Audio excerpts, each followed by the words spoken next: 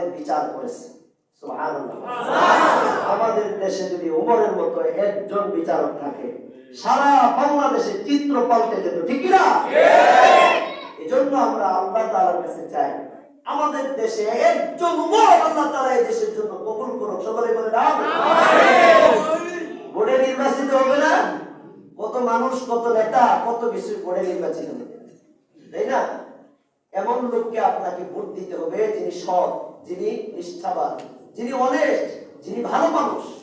আল্লাহ কোরআনে বলছে, ভাই ইয়াশফা শাফাআতান হাসানাতান ইয়াকুল লাহু নাসীবুম মিনহা।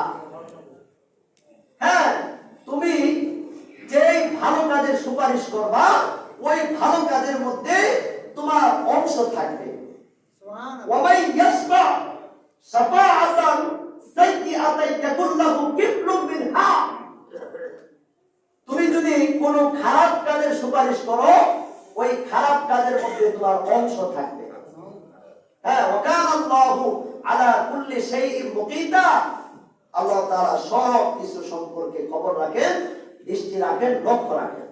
এজন্য আপনার ভোট আপনি দিবেন, যাকে খুশি তাকে দিবেন, কিন্তু যাকে ভোট দিলে পরে জনগণের উপকৃত হবে, মানুষ সেবা পাবে, মানুষের ধারের কাছে আসবে, মানুষ তার কাছ থেকে দ্বীন শিখবে, কোরআন শিখবে, মানুষ তার কাছ থেকে সেবামূলক কাজ পাবে, এমন লোককে আপনারা নেতা নির্বাচিত করবেন। তাহলে আপনি আল্লাহ তাআলার যে আযাব আছে, সেই আযাব থেকে আপনি বেঁচে যাবেন। সৎ লোককে ভোট দিবেন, ইনশাআল্লাহ আল্লাহ তাআলা আমাদের সবাইকে বুঝার আমল করার